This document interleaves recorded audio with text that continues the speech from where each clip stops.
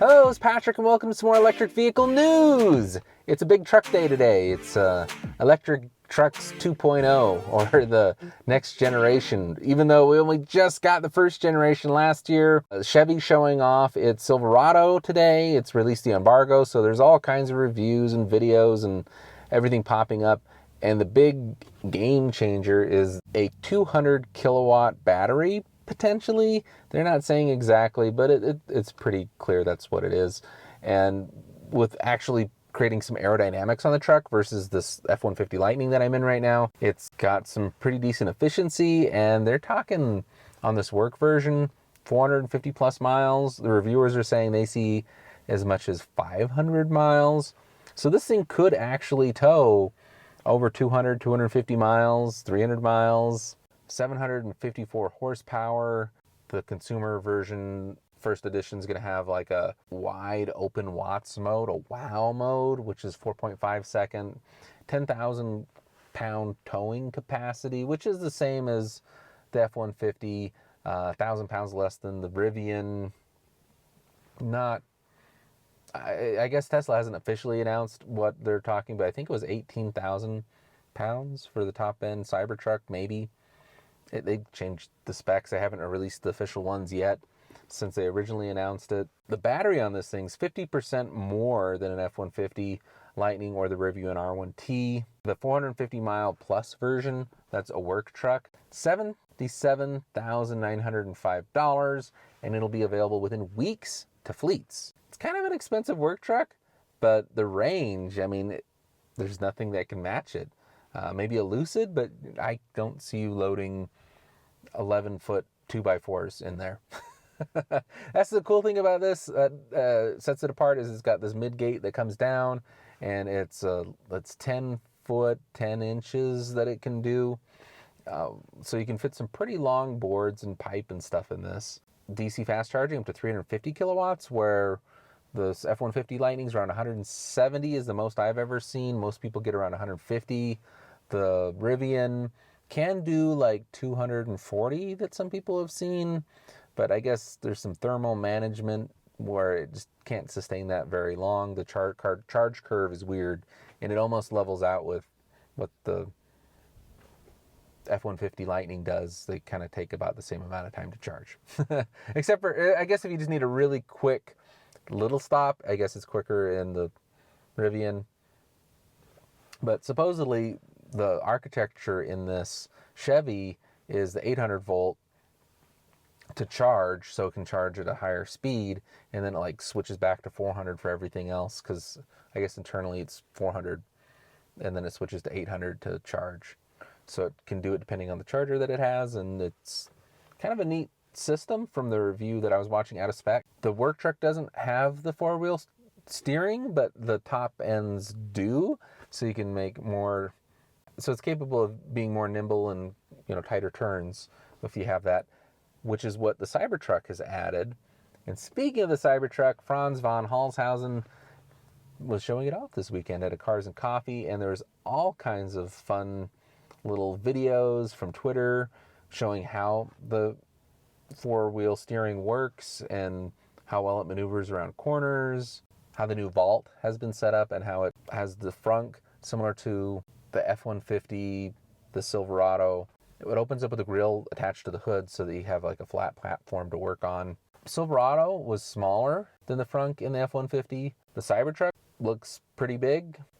In the back end of the Cybertruck, there is a little cubby, like a sub-trunk. It's not as big as the Rivians, which can fit a whole spare tire. I don't think there's any spare tire in the Cybertruck. I'm not sure about the Silverado. Let me know if you know, but it didn't look good. It didn't look like it had one.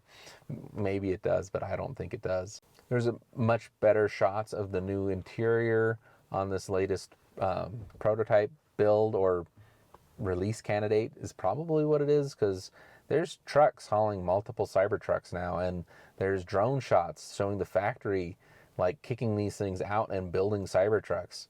So when Elon said end of Q3 delivery, let's get the end of September. And from my experience with the Model 3, because it was like a whole new platform, they did like 50 to employees. and then they built more over time, mostly to employees and then people close to to service centers and stuff. And then in the spring of the following years when they delivered them. So that's probably when I'll get a Cybertruck. Even though I ordered within like minutes of it being announced, it'll probably be sometime next spring is what I'm expecting, but we'll see. I like how the layout is, how it's kind of open again, like the yacht flooring in the Tesla Model S was originally, where your feet's at. It's kind of open. The wireless charging for your phone is right by the cup holders. It's got kind of a compromise between a yoke and a steering wheel. It's kind of like a squished steering wheel. I like the bar at the bottom to hold on to rest your hands, because like resting on a steering wheel, if you've got the car driving itself or the truck driving itself, it's kind of weird having your hands. The Silverado and the Lightning have options for hands-free, but the times you actually get to use it, if you're out in the middle of nowhere like me, is almost next to never, because it only works on interstates and pre-mapped LiDAR situations, whereas the Tesla works pretty much everywhere. You still have to baby it in weird, funky scenarios, but it's getting better and better every couple weeks. Let me know what you think. Are you going to wait for the Cybertruck, or are you going to try and pick up one of these Silverados, or are you trying to go with something more tried and true like this F-150? Like, it's a great F-150. It's the best F-150, I think, personally, but it's still just like a regular truck. Like, it has some cool stuff, but the interface and everything's like, I don't know, just like a regular truck.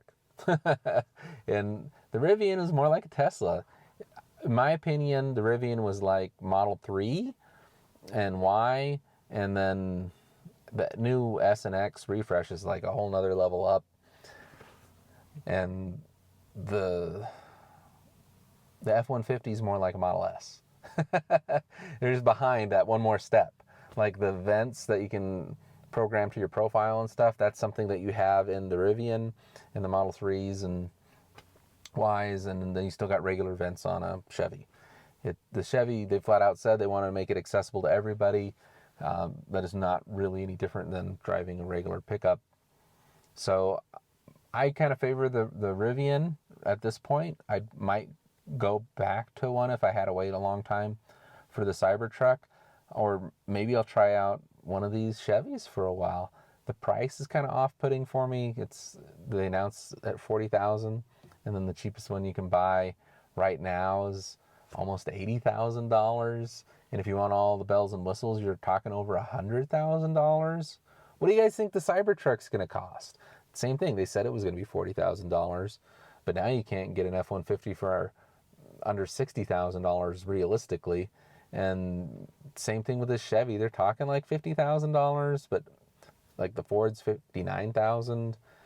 With the tax credit, I guess it gets you kind of close. And if you live in the right state, you can still get it. Like Colorado, they got the $75,000 tax credit federal, $7,500 state, and then they also have a cash for clunkers type of thing where you trade in a gas car and you get, I think it's $6,000. It's a lot. So you get a huge discount if you trade in a gas car in Colorado for an EV. So I think there's going to be a lot of EVs over in Colorado. Anyways, thank you guys for watching. Please like, share, subscribe, and please don't unsubscribe if you're mad at me for not covering Tesla. I will cover more Tesla as Tesla releases more vehicles. But thank you guys so much. We'll see you guys next time. Bye.